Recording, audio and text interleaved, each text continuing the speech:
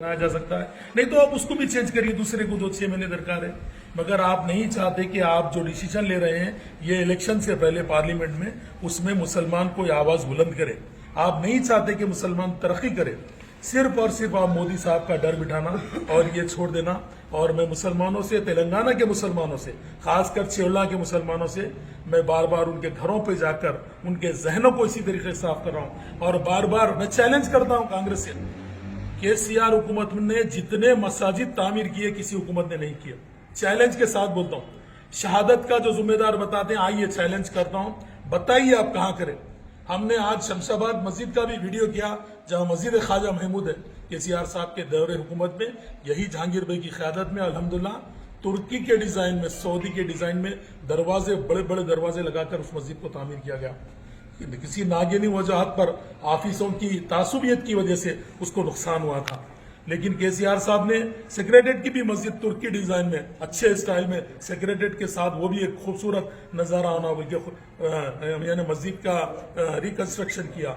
तो ऐसे केसीआर साहब, आप जाके देख लिए नामपल्ली एक मीनार के सामने 20 करोड़ की लागत से तामीर का काम, यतीम खाना अनीसुल गुरबा, जहां 70 सालों में कांग्रेस आती थी और जाती थी, वहां पर अपना बर्थडे मना लेते थे, वहां पर आके गरीबों का खाना कांग्रेस के चेयरमैन अपने घरों को ले चले आते थे, यतीम बच्चों के साथ जुल्म करते थे। लेकिन केसीआर हुकूमत ने वहां यतीम खाना तामीर किया और 4000 गज कमर्शियल लैंड उसको अता किया। आप देखिए, मदरसों पर कांग्रेस लेबल लगाती थी। जितने मदरसों में जो उलमाए कराम को गिरफ्तार किया गया, वो कांग्रेस का दौरे हुकूमत था। केसीआर साहब खुद मदरसा गए, मदरसे के उलमा के साथ वक्त गुजारा, मदरसे के तलबा के साथ वक्त गुजारा। 70 सालों में कोई चीफ मिनिस्टर कांग्रेस का जो पैदा हुआ, जो मुस्लिम मदरसे को गया, केसीआर साहब मदरसे को गए, मदरसे में वक्त गुजारे, वहां की परेशानियों को सुनकर 15 करोड़ की लागत से वहां पर लिफ्ट के साथ ऑडिटोरियम तामीर किया। आज तारीखी मिसालें देख लो, मक्का मस्जिद के लिए 10 करोड़ रुपए की तामीरी काम के लिए केसीआर साहब ने रोल अदा किया। शादी मुबारक के नाम पर लाखों खवातीन को, लाखों घरों में हमारी जवान बहनों को केसीआर साहब ने शादी के लिए मदद की। आसरा पेंशन के नाम पर देखिए आप। और आपको आप बता दूं, मुसलमानों को खास करके जब सर्वे रिपोर्ट निकाला गया तो मुसलमान तालीम की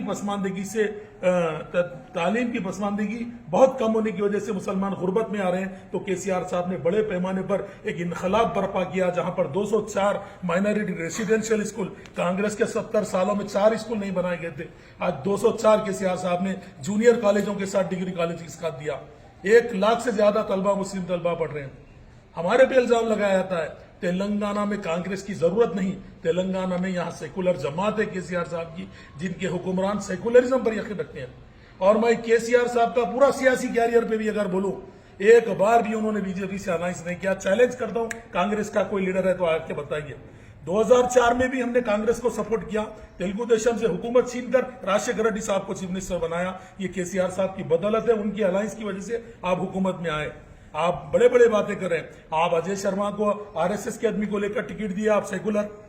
आप शिवसेना जैसी पार्टी से इत्तेहाद कर टिकटा बांट रहे, आप सेकुलर हो गए।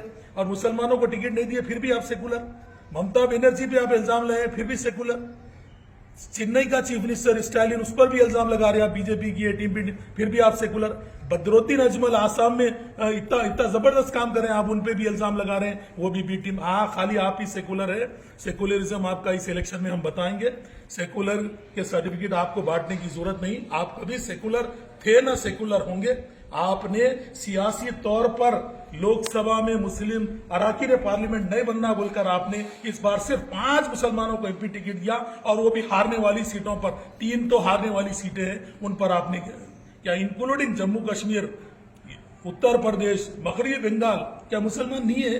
सियासी तौर पर आप यूपी में क्यों नहीं दिए, कश्मीर में क्यों नहीं दिए, अब मगरबी बंगाल में क्यों नहीं? पूरे हिंदुस्तान से आप 5 देते। आपने और बीजेपी में क्या फर्क रह गया? वो हिंदुओं को मजहबी जज्बात भड़का कर वोट लेते हैं, और आप मुसलमानों को उनका डर बिठाकर वोट लेते हैं।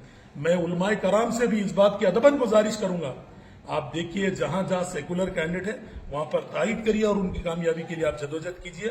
मैं आवाम से यही कहूंगा, इस बार चियोला का तो मैं वादा करता हूं आपको, चियोला का एक परसेंटेज बताता हूं आपको। 2 कैंडिडेट रेड्डी है, कांग्रेस से भी रेड्डी है और बीजेपी से भी रेड्डी है, और सबसे ज्यादा वोटिंग परसेंटेज मुदिराज का है, बीसी यानी बैकवर्ड एसटीज का वगैरह है। तो यहाँ पर अगर तबकात की बुनियाद पे देखें तो कासानी ज्ञानेश्वर साहब यहाँ पर अक्सरियत के साथ कामयाब होने वाले हैं। मुसलमान भी इसमें जुड़ जाइए, इंशाअल्लाह आने वाले दिन आप बहुत अच्छे रहेंगे। और शमशाबाद की आवाम के साथ जब जहांगीर भाई जैसी क़यादत हमको मौजूद है, फिर हमको फिक्र करने की जरूरत नहीं है। ये वाहिद आदमी है जो चिवल्ला में मुसलमानों की नाक बनकर काम कर रहा है, और जितने भगोड़े थे वो भाग चुके हैं, मगर ये आदमी वाहिद डटकर यहाँ पर मुकाबला कर रहा है। मैं इनके काम को सहराता हूँ, सलाम करता हूँ, दुआ करता हूँ कि अल्लाह इनको और तरक्की दे और कानून साज इदारों में इनको आने का अल्लाह मौका दे। और मैं आवाम से भी यही गुजारिश करता हूँ, इसको जरूर गौर करिए और समझिए। BRS पार्टी को 13 मई के दिन आप भारी अक्सरियत के साथ कार के निशान पर वोट लगाकर KCR साहब को फिर से क़यादत करना मौका दिए। एक बात जरूर बताऊंगा, आने वाले दिन थोड़े ही दिन में ये हुकूमत जाने वाली है और फिर कार लौट आने वाली है, KCR साहब चीफ मिनिस्टर बनने वाले हैं।